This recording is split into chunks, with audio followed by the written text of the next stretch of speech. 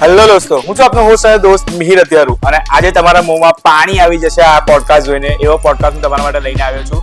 તો આજે આપણે વાત કરીશું ગુજરાતી ફૂડ કલ્ચર વિશે, ગુજરાતી ફૂડના ટેસ્ટ વિશે, એ પણ એક ફૂડ બ્લોગર સાથે. કયા છે ફૂડ બ્લોગર હવે જોઈશું આજના વિડીયોમાં, આજના પોડકાસ્ટમાં. મારું નામ આત્મીય પટેલ છે. મારું એટીએમ ફૂડ સ્ટુડિયો અમે ઇન્સ્ટાગ્રામ પેજ છે. અમે વડોદરાના ફૂડ વિડીયોઝ બધા કવર કરીએ છીએ અને 1 વર્ષથી અમે આ બધા ફૂડ વિડીયોઝ કવર કરીએ છીએ. આજે હું આવ્યો છું મિહિર સ્માઇકમાં. તમને આજે ઘણી બધી એવી વાતો છે વડોદરાના ફૂડ વિશે અને અધર્સ ઘણી બધી વાતો આજે તમને જાણવા મળશે.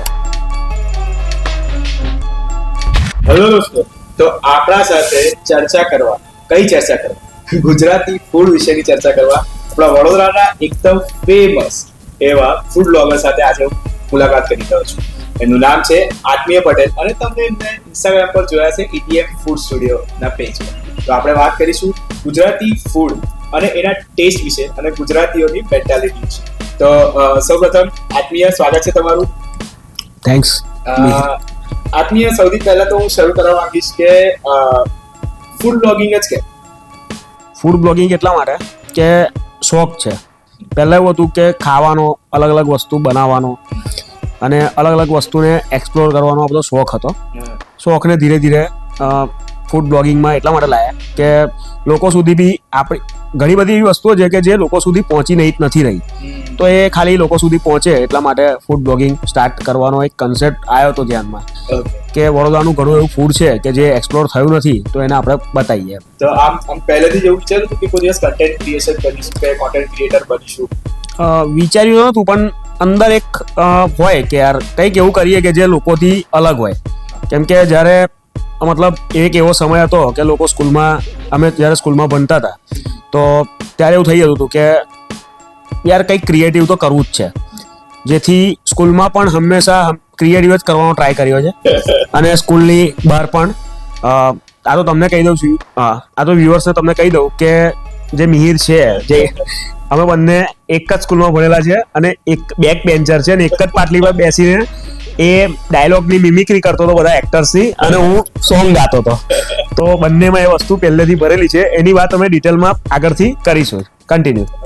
ઓકે, ફૂડ બ્લોગિંગની વાત કરીએ આપણે પહેલા.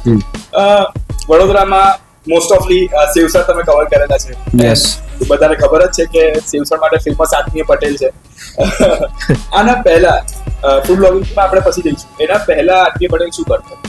એના પહેલા આત્મીય પટેલ કંઈ નતા કરતા એકચ્યુઅલીમાં. એટલે કેવું હોય કે તમને છે ને એક રાઈટ ગોલ ના મળતો હોય. ઘણા બધા એવી વસ્તુ છે કે જે પૈસા કમાવા માટે બધું કરેલું બી છે, જોબ બી કરી છે, બધું જ કરેલું છે, પણ તમને એવું ના થાય કે યાર હું આ જ વસ્તુ કરી રહ્યો છું, પર્ટિક્યુલર આ જ વસ્તુ કરી રહ્યો છું. ફિલ્મની અંદર પ્રોડક્શનમાં બી કામ કરેલું છે, બધું જ કામ કરેલું છે. કુરિયર સર્વિસ તરીકે, કુરિયર બોય તરીકે બી કામ કરેલું છે, બરોડા ડેરીમાં પણ કામ કરેલું છે, બધું જ કામ કરેલું છે. પણ એવું ના થાય કે તમે આ વસ્તુ ખરેખર કરી રહ્યા છો. પછી એક હોય ને કે લાઈફમાં દરેકનો સમય જરૂરી નથી કે તમારા ટીનેજમાં જ આવે, કોકનો સમય 40 વર્ષ પછી બી આવતો હોય. તો મારો સમય 30 વર્ષે આવ્યો. તો એ ટાઈમે એવું થયું કે ના, ફૂડ બ્લોગિંગ હવે એવું થાય છે કે ફૂડ બ્લોગિંગને એક અલગ રીતે લઈ જઈએ. અને ફૂડ તો એક ચલો એક છે, ફૂડ છે, એ ફૂડ એન્ડ સુધી રહેવાનું જ છે, લાઈફના એન્ડ સુધી ફૂડ તો રહેશે જ. પણ સાથે સાથે ઘણું એવી વસ્તુ છે જેવી રીતે આર્ટ છે, કલ્ચર છે, ઇવન એટલે એક ફેમિલીઝની અંદરની ડિટેલ્સ બધી એ બી કન્ટેન્ટ થ્રુ બહાર આવી શકે છે, જે એકદમ મતલબ ડાર્ક છે રિયાલિટી, એ પણ આવી શકે છે. એને પણ અમે એક અલગ રીતે પ્રેઝન્ટ કરીશું ભવિષ્યમાં. આ તો બધું 5-7 વર્ષ પછીની વાત છે, હજી તો ફૂડમાં જ છે. ઓકે, એના પહેલા તમે એટલે કેમેરા સાથે સારો એવો સંબંધ તમારો રહ્યો છે? હા, ઓલમોસ્ટ છે. કેમેરા સાથે સંબંધ તો છે. ઇવન મેં મારો પહેલો કેમેરો પરચેસ કરેલો 2012માં. ઓકે, તો ત્યારથી લઈને કે અત્યાર સુધી કેમેરા સાથે સંબંધ તો છે. ઇવન એ ટાઈમે ખાલી કેમેરો લીધેલો કે ફેસબુક પર થોડું આમ કે ફોટા આપણે બી મૂકી શકીએ છીએ, એ લેવા માટે કેમેરો લીધેલો. પછી ધીરે ધીરે કેમેરો યુઝ થયો, શોર્ટ ફિલ્મ્સને શૂટ કરવામાં યુઝ થયો. પછી એ કેમેરો તો અત્યારે કોઈક જગ્યાએ ઘરમાં જ પડ્યો હશે, પણ ઓપન નહીં થયો. પણ પછી 2-2.5 વર્ષ 3 વર્ષ પછી પર્ટિક્યુલર ફરીથી જે કેમેરો પરચેસ થયો એ પર્ટિક્યુલર એક જ ગોલ માટે થયો કે આની અંદર ફૂડ બ્લોગિંગ પ્રોપર રીતે શૂટ થવું જોઈએ. બસ, બીજું કંઈ જ નહીં. ફૂડ સિવાય બીજું કંઈ જ નહીં. ઓકે, હવે આના પહેલા તમે કેમેરા પાછળ હતા અને હવે હા. તમે કેમેરા સામે છો. સામે છે. ડિફરન્સ તમને કેવો લાગી રહ્યો છે? ડિફરન્સ તો હવે થઈ જાય યાર, બહુ ફંબલ થાય છે યાર. શું કરીશું? તો પણ થોડું એડિટિંગમાં મેનેજ કરીએ છીએ, એવું કશું છે નહીં. પણ પેલું કેવું હોય કે અલ્ટિમેટલી છે ને, હું એવો માણસ છું કે મતલબ હું કોઈ સ્ક્રિપ્ટિંગમાં નહીં માનતો. જે લાવ્યું છે, જે મગજમાં આવ્યું એ બોલ નાખીએ, પતી ગયું એવું. તો કદાચ ત્યાં બે ટેક થશે તો બી શું ફરક પડવાનો છે એવું. લાઈવ થશે કે નહીં થાય એ બધું છે, લાઈવ પર તો કામ નહીં કરતા, બધું ઘરે જઈને એડિટિંગમાં જ જવાનું છે, તો ચાલી જાય. પણ અલ્ટિમેટલી શું છે કે લોકોને એ વસ્તુ દેખાવી જોઈએ. સામેવાળો વ્યક્તિ જે આપણા વિડીયોઝ જોઈ રહ્યો છે એને એવું વસ્તુ થવી જોઈએ કે ના યાર આ આપણો માણસ છે એવું, કે ભાઈ એ આપણી રીતે બોલી રહ્યો છે, આ પ્રોપર બરોડાની લેંગ્વેજ બોલી રહ્યો છે, તો એ વસ્તુ લાગવી જોઈએ લોકોને. બસ આદમી બટનના વિડીયોમાં એ વસ્તુ તો છે જ કે એક હ્યુમન ટચ અને કહેવાય ને કે સ્ક્રિપ્ટેડ નો ફીલ નથી આવતો. હા, yes. અને એવું લાગે છે કે હા આપણા જેવો જ કોઈ આપણો મિત્ર, આપણો ભાઈબંધ આપણને એક એડવાઇસ આપી રહ્યો છે કે ભાઈ અહીંયા આવીને ટેસ્ટ કરો એકવાર. બસ હા. તો એક તમે જે વિચાર્યું છે એ વસ્તુ તમારા વિડીયોમાં 100% દેખાય છે. હા, એટલે એક સિમ્પલ વેમાં સીધી રીતે સમજાવવાનું કે આ જગ્યાએ આ ફૂડ મળે છે, કોઈક ઓફર હોય તો ઓફર કહી દેવાની, ટાઈમિંગ કહી દેવાનું, લોકેશન કહી દેવાનું, એન્ડમાં ફરી એક વખત લોકેશન કહી દેવાનું. કેમ કે લોકેશન એટલે એવી વસ્તુ છે કે પહેલું વિડીયો બતાવી દીધો તોય પૂછે કે લોકેશન કઈ છે, તો છેલ્લે એક વખત ફરી બતાવી દેવાનું, બસ પતી ગયું. ત્યાં વિડીયો 1.5 મિનિટ આપે, ઇન્સ્ટાગ્રામ કઈ વધારે આપે છે રીલમાં. બસ ફર્સ્ટ વિડીયો તમારો કયો હતો અને ફર્સ્ટ વિડીયોનો એક્સપિરિયન્સ કેવો હતો એઝ અ ફૂડ બ્લોગિંગ? એકચ્યુઅલીમાં કેવું હતું કે ફૂડ બ્લોગિંગ છે ને 4 વર્ષ પહેલા મેં થોડું ઘણું સ્ટાર્ટ કરેલું, પણ એ કેવું હતું કે મોબાઈલ પર શૂટ કરતા હતા એન્ડ એ 10 વિડીયોથી વધારે વધી નહીં શક્યું. પછી એવા બધા પ્રોબ્લેમ્સ આવ્યા કે એને લઈને આપણે ફૂડ બ્લોગિંગને સાઈડ પર મૂકી દીધું. એ વખતે મેં પહેલો વિડીયો છે ને મારો ફોન લીધેલો અને પહેલો વિડીયો મેં છે ને શૂટ કરેલો કલ્યાણી સેવસર છે, જે કાશીબા ચિલ્ડ્રન હોસ્પિટલની સામે છે. મેં તરત નવો ફોન પરચેસ કરીને ત્યાંથી આમ વિડીયો લીધો, યુટ્યુબ પર મેં પોસ્ટ કરેલો. પછી ધીરે ધીરે બધા વિડીયોઝ લીધા અને પોસ્ટ બંધ કર્યા. પણ જે એટીએમ ફૂડ સ્ટુડિયો 2.0 છે કે જેનું પ્રોપર રીતે આમ બધું શૂટ બૂટ કરીને એવી રીતે શૂટ કર્યું, એનો પહેલો વિડીયો અમારો હતો જલારામ ખીચડીનો હતો અને બીજો વિડીયો બી હતો જલારામ ફાફડાનો, એટલે જલારામ રસવાલાનો આવ્યો. તો આ બંને વિડીયો એક જ દિવસમાં અમે શૂટ કરેલા એકચ્યુઅલીમાં. તો ત્યારથી એટીએમ ફૂડ સ્ટુડિયોની પહેલા વિડીયોની શરૂઆત થયેલી. અને આજે તમે બિલીવ નહીં કરો કે આજે એકચ્યુઅલીમાં આજના દિવસે એને 1 વર્ષ થયું એકચ્યુઅલીમાં. એક્ઝેક્ટલી અમે દશેરાના 2 દિવસ કે 3 દિવસ પહેલા જ અમે એનું શૂટ કરેલું, જેથી કરીને ફાફડાનો વિડીયો મતલબ આવે. હા, તો આજે એને એકચ્યુઅલીમાં 1 વર્ષ થયું. અને એ વિડીયો તમે જોઈ બી શકો છો, તો તમને બી ખબર પડશે કે એને 1 વર્ષ થયું. ઓકે, 1 વર્ષ ફૂડ બ્લોગિંગમાં તમે કાઢ્યું, 1 વર્ષમાં ઘણા બધા જગ્યાએ તમે ગયા છો, ઘણી બધી વસ્તુઓ ટેસ્ટ કરી છે. સ્પેસિફિક તમે ટાર્ગેટ કરો છો વડોદરાના ફૂડ. યસ. ઓકે, હવે ફૂડ બ્લોગર્સની વાત કરીએ તો વડોદરામાં ઘણા બધા ફૂડ બ્લોગર્સ છે. ઘણા તમારાથી જૂના છે, ઘણા તમારા સાથેના છે, ઘણા તમારા પછી બી ચાલુ કરે. યસ. ફૂડ બ્લોગિંગ માટે તમારું શું માનવું છે અત્યારે જે લોકો ફૂડ બ્લોગિંગ કરી રહ્યા છે? ફૂડ બ્લોગિંગ વિશે એવું જ માનવું છે કે બધા જ કરી શકે છે.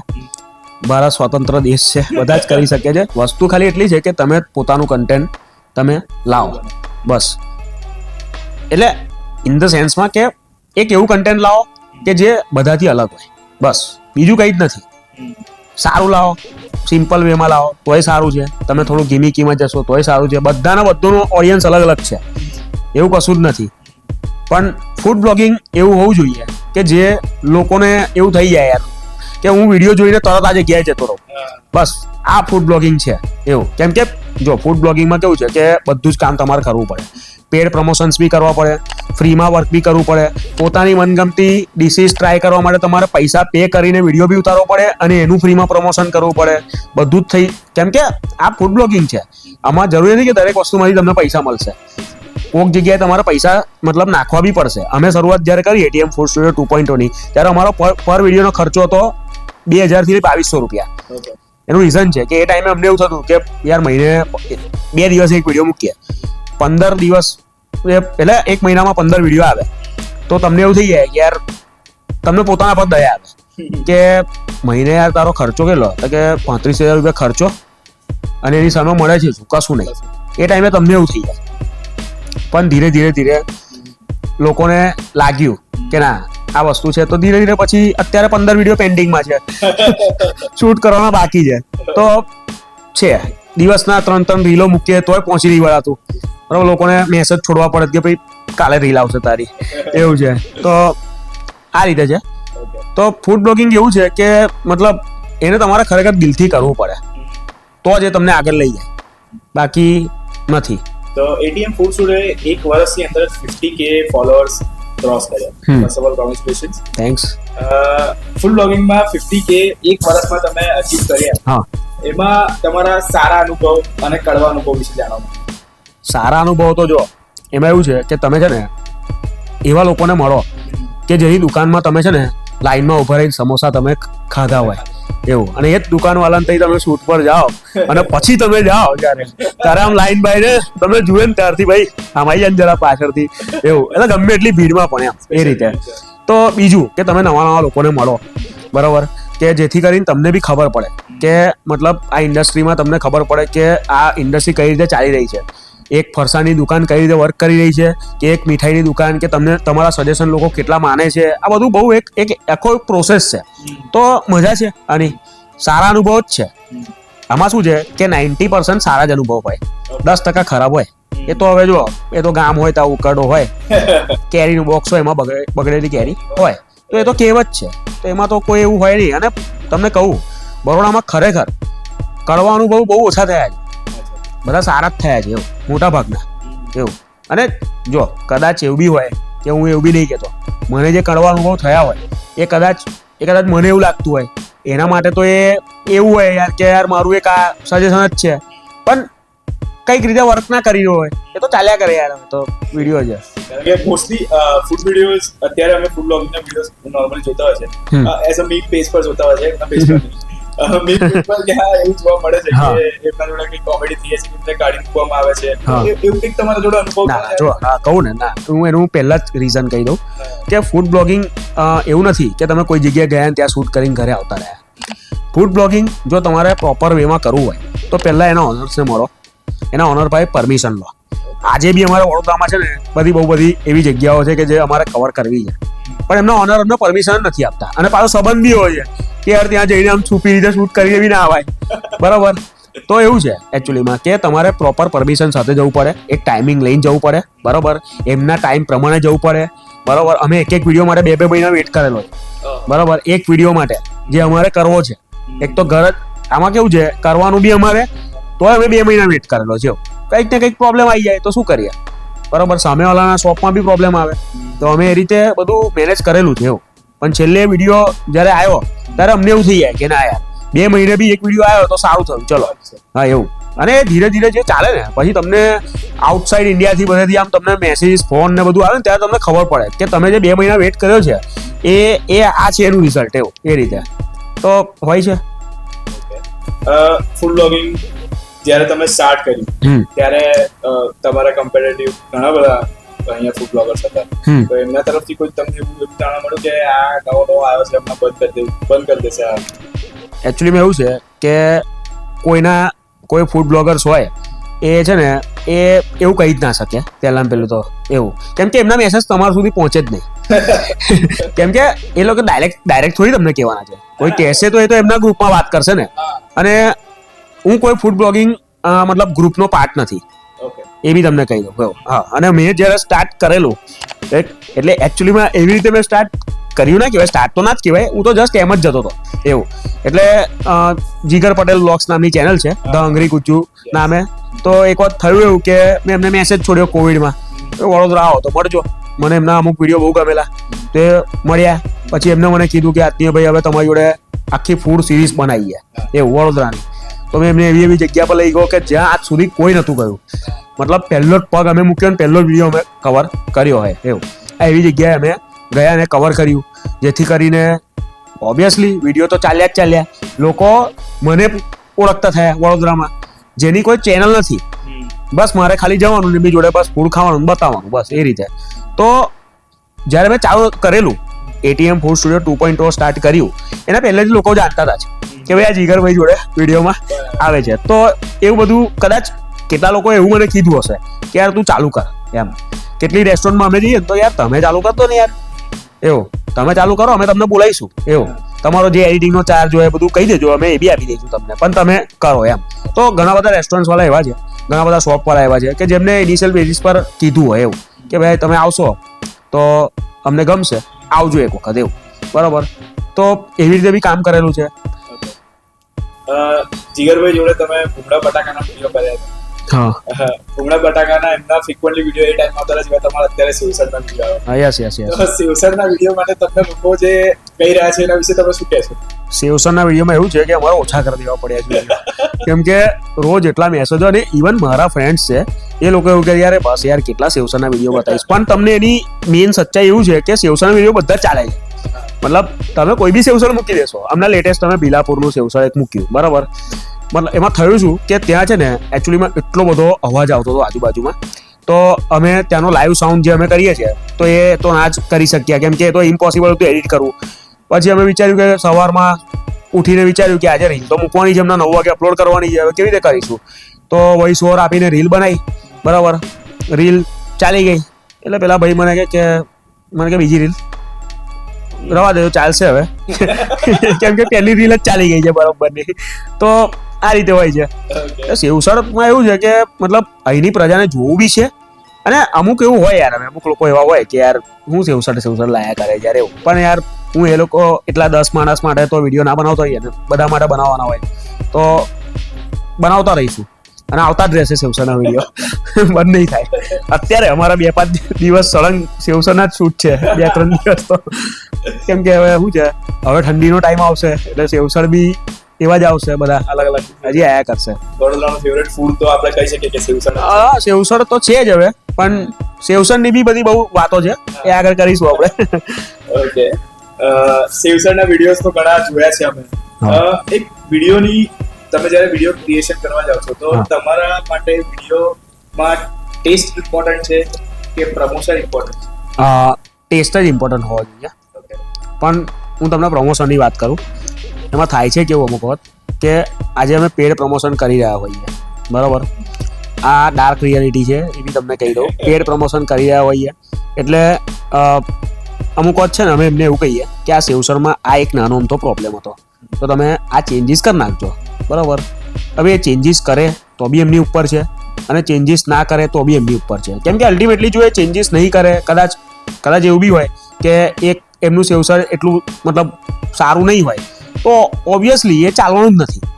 એવું તો છે જ નહીં કે સેવસર ખરાબ હોય નહીં ચાલે, કેમ કે વડોદરામાં કેવું છે ખબર છે, ગુંજનનું સેવસર ખાવાનો અલગ વર્ગ છે, લાલાભાઈનું સેવસર ખાવાનો અલગ વર્ગ છે બરાબર, એટલે જલારામનું ડુંગળી હસન વગરનું બી સેવસર ખાવાના લોકો છે એમનું લોકોને ભાવે છે બરાબર, રતનપુર જઈને ખાવાના લોકોનો વર્ગ અલગ છે, તો લોકોનો ટેસ્ટ અલગ અલગ છે. એટલે અલ્ટિમેટલી કેવું છે કે અમારું ખાલી એટલું જ કહેવું હોય છે કે તમે અહીંયા આવી શકો છો. એટલે સેવસર એવું છે કે અહીંના લોકોને ભાવે તો છે જ, પણ સાથે સાથે એવું છે કે તમે કોઈના ટેસ્ટને છે ને પારખી ના શકો, ખાસ કરીને સેવસરમાં. કેમ કે એક ક્વેશ્ચન છે કે કોઈ મને પૂછે કે કોઈ તમને પૂછે કે તમને કઈ જગ્યાનું સેવસર ભાવે તો જિંદગીમાં કોઈ કશું બોલવાનું નહીં શરૂઆતમાં. એવું એનું રીઝન છે કે એના માઇન્ડમાં એનું ફેવરેટ સેવસર છે ને અંદર બેક ઓફ ધ માઇન્ડ ચાલતું હોય અને એ તમારી પાસે છે ને એના ફેવરેટ સેવસરની આશા રાખતો હોય એવું બરાબર.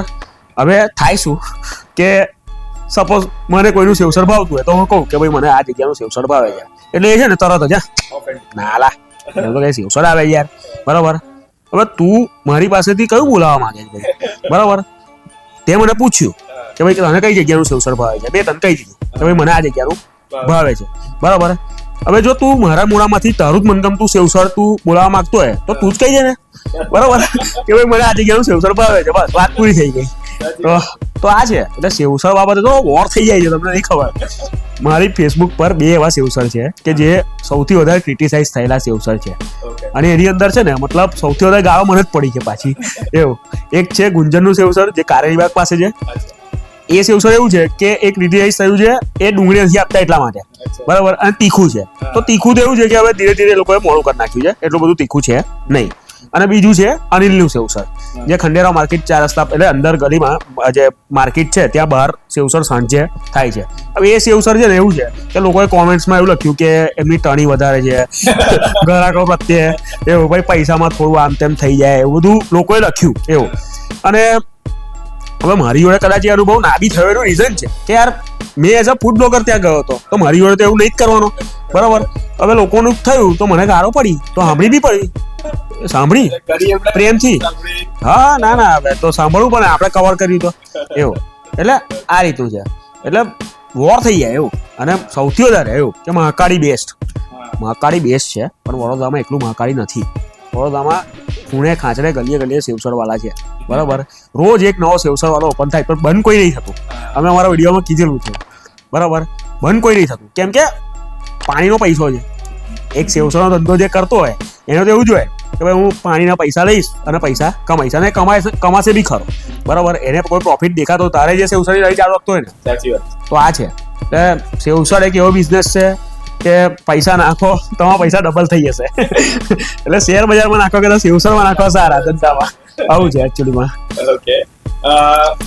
ટેસ્ટની વાત કરીએ હમણાં તમે કીધું કે સેવસરનો તો ઓર થઈ જાય, રાઈટ. હવે આત્મીય પટેલે જ્યારે ફોન આવે કે મારે પ્રમોશન કરાવવું છે, તો આત્મીય પટેલ મગજમાં પહેલા પૈસા આવે કે ટેસ્ટ આવે? ના પહેલા કશું જ ના આવે એકચ્યુઅલીમાં.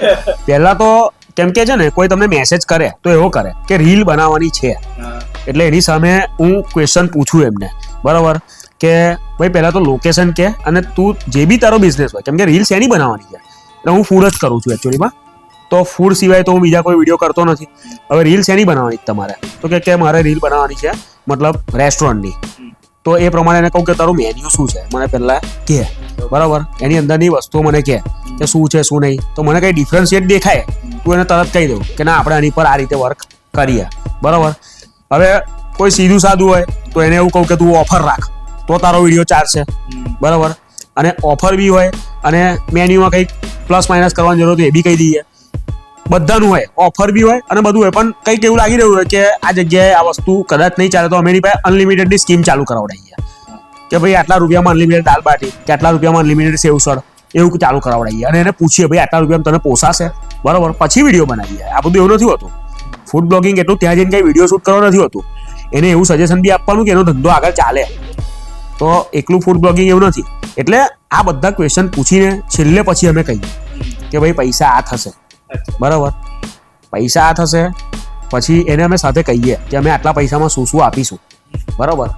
જો એને એગ્રી થાય તો બીજા દિવસે શૂટ કરીશું, બાકી કશું નહીં. આવું હોય છે. અત્યારે તમારા બધા મેઇનલી પેડ પ્રમોશન્સ હોતા હશે, તો કોઈ ફ્રી એવા ખરા કે જે અત્યારે બી ફ્રી કરીએ છીએ. શું વાત? અત્યારે ફ્રી કરીએ છીએ એટલે કેવું હોય તો અમે સમજાવું કે અમે પર્ટિક્યુલર છે ને એ ફ્રી જેવું જ કહેવાય. એનું રીઝન કહું તમને. એક પર્ટિક્યુલર સિરીઝ છે અમારી કે જેને અમે સુપર વુમન સિરીઝ નામ આપ્યું છે, બરાબર. કે જે લેડીઝો એકલી હોય ઘરમાં બેઠા એ નાની નાની વસ્તુઓ બનાવતી હોય, જેવી રીતે થેપલા છે, કોઈ ફરસાણ બનાવતી હોય, કોપરા પાક બનાવતી હોય, તો અમે બહુ નોમિનલ રૂપિયામાં કરી આપીએ. 1000 રૂપિયા 1500 રૂપિયામાં અમે કરી આપેલું છે. એ બી હમણાંની વાત કરીએ, બહુ નજીકના ટાઈમમાં એવું. તો એ અમારો ખાલી એડિટિંગ ચાર્જ છે કે અમારું ત્યાં સુધી અમે પહોંચ્યા, કેમ કે બહુ અમુક તો દૂર હોય, બરાબર. અમુક તો એવું થઈ જાય કે મતલબ શૂટ કરવા બી ફરી વખત જવું પડે ત્યાં એવું. તો બસ એ થોડો ઘણો ચાર્જ લઈને અમે પતાવી આપીએ. પણ એની સામે એ લોકોને જે ડિસન્ટ બિઝનેસ મળે, બરાબર. અમારા નીકળેલા પૈસા તો કારના વસૂલ થઈ ગયા, પણ અમે થેપલાના વિડીયો અત્યારે લગીને જેટલા કર્યા છે બધા ચાલ્યા છે, બરાબર. અને બધા એવા ચાલ્યા છે કે એ લોકોએ શું કર્યું કે અલગથી બીજી 2-3 બાઈઓને રાખીને થેપલા મતલબ બનાવવા માટે સ્પેશિયલ બાઈઓ રાખી એવું, કે જેથી કરીને પોતે પહોંચી ના વળતા હોય તો બાઈઓ પાસે બનાવડાવે. વધી ગયો અને હજી ચાલી રહી છે લોકોની રીત. એટલે બિઝનેસ તો અને ફરી બોલાવે ત્યારે એમને કહેવાનું અને સામેથી એ લોકો કહે કે ના આ વખતે તમે અમે તમને સામેથી કહીશું કે પહેલા આપેલા એના કરતાં આટલા રૂપિયા વધારે આપીશું. તો એવું બધું છે. એટલે કેટલા બધા એવા બી છે કે જે ફ્રીમાં કરીએ જ છે. હવે જે આખી સેવસરની સિરીઝ કરી એ બધી ફ્રીમાં જ કરી લે અને હજી કરીએ છીએ. હજી એમાંની સિરીઝ તો નવી આવતી જ રહે છે, બરાબર. અવર ફેવરેટ સિરીઝ છે એ મોટાભાગની ફ્રી જ છે. એમાં કંઈ એવું કંઈ પૈસા લઈને અમે તો કરતા નથી. એટલે કરીએ બી છે તો આવી રીતે 1000-1500 રૂપિયા લઈને પતાવી આપીએ એવું, કે જેથી કરીને બિઝનેસ તો એને મળશે જ મળશે. આ રીલ તો જ્યાં સુધી ઇન્સ્ટાગ્રામ છે ત્યાં સુધી ચાલવાની છે, બરાબર. કોઈ એક વર્ષ પછી બી એ રીલને લાઈક કરશે કે કોમેન્ટ કરશે તો એ પાછી આવી જ જવાની છે ટ્રેન્ડિંગમાં. તો એવી રીતે હોય છે. મોસ્ટલી તમારા વિડીયોમાં એક કોમન વસ્તુ જોવા મળે છે કે ત્યારે તમે કોઈ શોપ, કોઈ દુકાન જે જૂની છે વડોદરા, અને તમે એનો ઇતિહાસ વિડીયોમાં કહેતા હો છો, તો એ તમે કોઈથી ઇન્સ્પાયર થયા કે તમારો પોતાનો થોટ હતો કે આ લોકોને ખબર પડવી જોઈએ કે આ ઇતિહાસ શું હતો?